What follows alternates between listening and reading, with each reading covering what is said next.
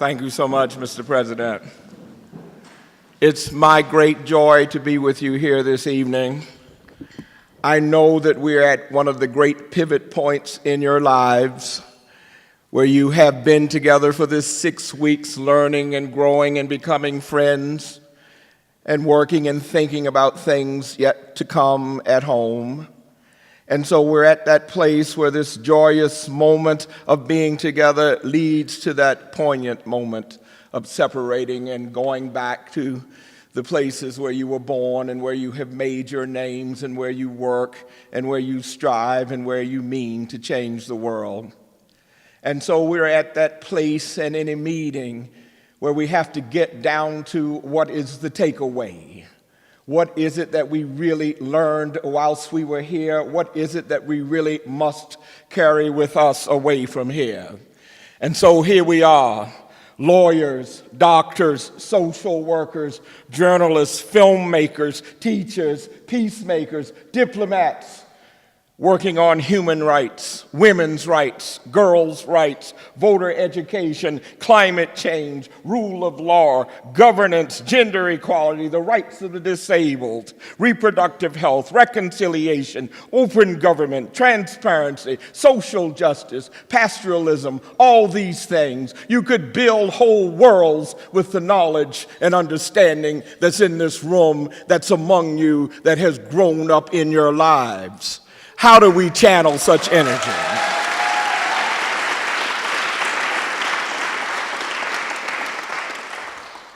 I have known, because I have traveled around the world myself in various capacities, that there is something about coming to America that can be daunting. And there's something about coming to America that can be staggering and mind-blowing. As someone talked earlier when we were in the chapel, that they thought they would come for the skyscrapers and all that, but they wound up in Charlottesville. But anyway, it is something to see the interstates that are 8 and 10 lanes wide. And I've been to countries where there's a dirt road. And it is something to see buildings that are air conditioned in the middle of 100 and some degrees. And I've been to countries where that doesn't exist. And so the thing that I want you to take away from America is that you cannot treat with America as it is now and think that that can translate to where you are now. You have got to go back in time to understand America itself from its beginnings so you can appreciate how it relates to your life.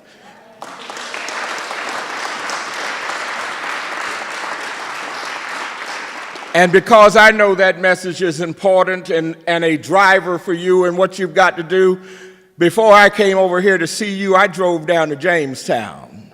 And I drove down to Jamestown for a reason. I drove to Jamestown because from the time I first knew about it, it has always struck me as just the most powerful idea that the first representative government in the New World should occur in Jamestown in 1619 within weeks of the first boatload of blacks in chains coming to America. The America you got to think about when you're back in Africa is the America that was broken and fragmented and divided and had slaves and had slave masters and had hatred and had bloodshed and all those things that you don't see today. America looks pretty good today. I'm guessing that when you go home, you see some things that are frightening and things that are daunting, and you wonder, how in the world can I get from here to there? How can I be something like this America has become?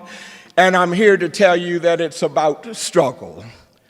It's about struggle, it's about commitment, but it's also about what you have already started doing. People ask me all the time, well, how are you going to be a justice at 32 years old? How are you going to be the first one? You know why? Because I said I would. When somebody said, we need somebody, I said I would. And everybody in this room, you wouldn't be here unless you said, I will. Didn't you do it? We need somebody to help with women's rights. I will. We need somebody to write the story of injustice. I will. We need somebody to do a film about what's going wrong in this country. I'll do it. Didn't you do it? It's scary. It's lonely. And the thing about this coming together here is that what we're trying to do is to link you with others to help it not be so much alone. Now, we were together in this season. Y'all, some of you have found out because we were sitting at the table together. But when we were at Monticello on the 4th of July, my voice was the one that said, when in the course of human events, it becomes necessary for one people to dissolve the political bands that have connected them to another and to attain among the nations of the earth their separate and equal station. You heard me that day. I saw you out there in the audience at that time. And what I want to say to you is that since we were there together, I have come to a whole nother appreciation of the Declaration of Independence. It's something I had never thought about in all my time. I have stood on those steps for 26 years delivering the Declaration of Independence for that program.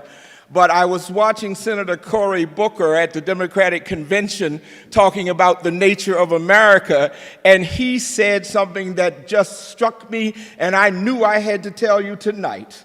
He said that the power of the Declaration is not the Declaration of Independence, it is the Declaration of Interdependence. If you look at the bottom of the document, just before the signatures, it says basically, I'm paraphrasing a little bit, with God as our witness, we mutually pledge to each other our lives, our fortunes, and our sacred honor. And what he said is the thing that has driven America to be what it is today is that we found out at the beginning that we had to all be in this together.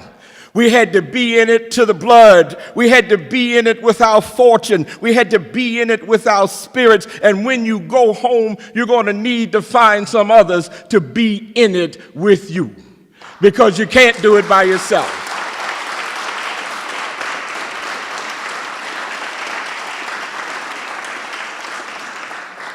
You can try to lead. You can stand up in a beautiful uniform on a field and say go, and if there's not an army to follow you, you ain't leading nobody. And so you have to rally people around you. You have to gather some like-minded folk to help you move along. But as you move, I'm always driven by what Dr. King said. You're going to see the president, and on the floor in the rug in the Oval Office, he took a piece of a speech that Dr. King has. In the movement, along the way, people would ask Dr. King, how long is this going to take? How long do we have to struggle for freedom? How long do we have to struggle for women's rights? How long do we have to struggle for open government? How long do we have to struggle for all these things? So that question in America was asked along the way. And Dr. King said, how long? Not long, because truth crushed to earth will rise again. How long? Not long, because no lie can live forever. How long? Not long, because a man can't ride your back unless it's bent. How long? Not long, because the arc of the moral universe is long, but it bends towards justice. And so everybody in this room who is fighting for justice is fighting for the right thing. Everybody in here who is pushing for justice is pushing in the right direction. But let me tell you, the arc of the moral universe does not move on its own. The arc of the moral universe moves when you lean up against it and you put your shoulder into it and you press as hard as you can and you don't relent and you don't give up. You guys can keep moving the arc of the moral universe. Now, some people ask me along the way, how come you're not bitter?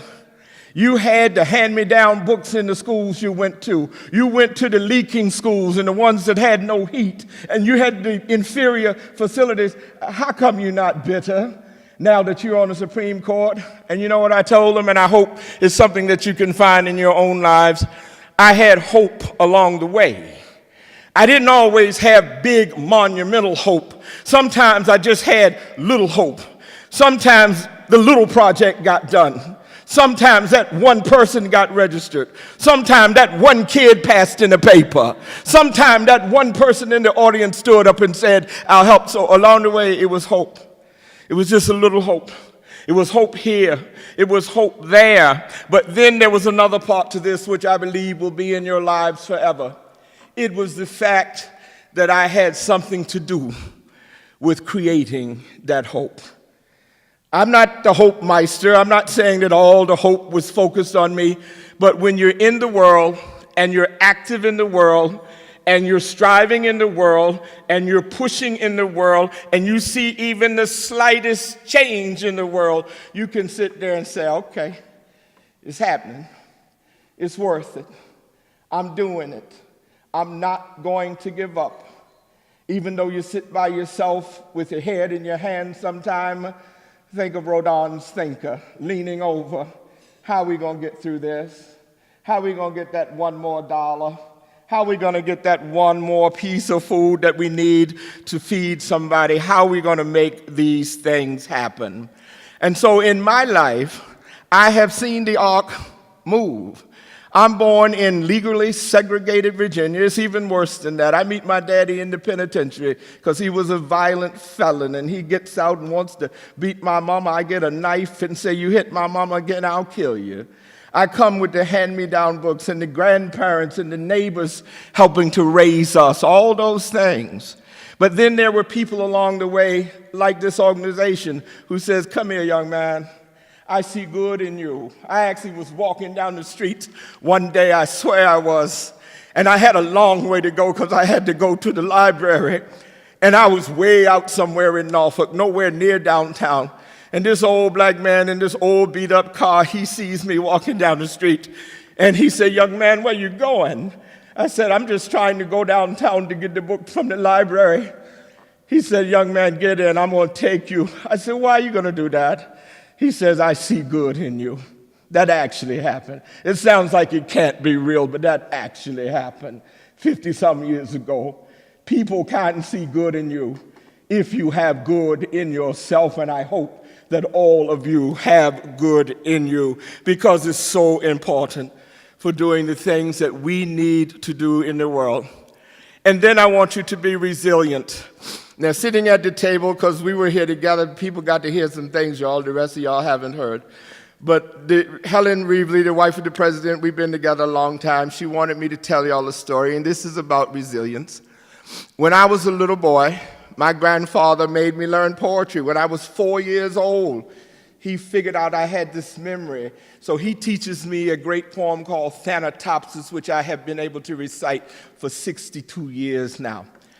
But when I go to the white high school to help integrate the high school, I'm in advanced English. I'm the only black kid in advanced English, and we had to write a poem, a short story, or an essay.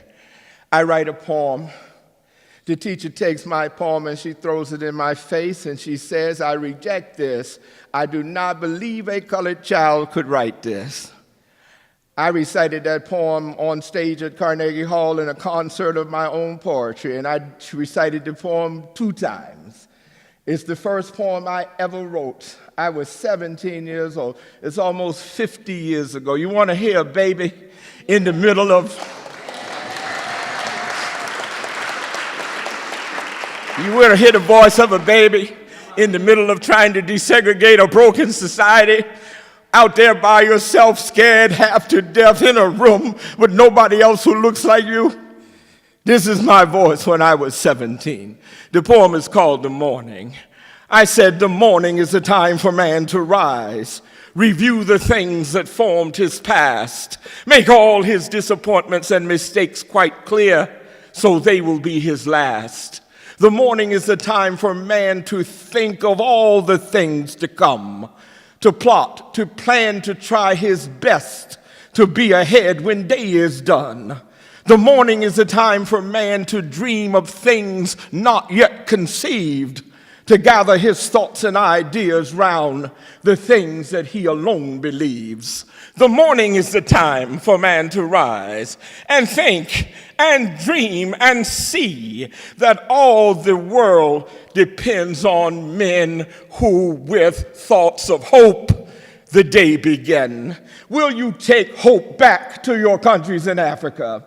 Will you take some joy back on making change? Will you be the promise of tomorrow? Will you move the arc of time towards justice? Will you do all the things that we believe you can do, because we brought you here to be together and to learn from each other and to understand that we must all be in this, or the world will devolve into chaos. God bless you now.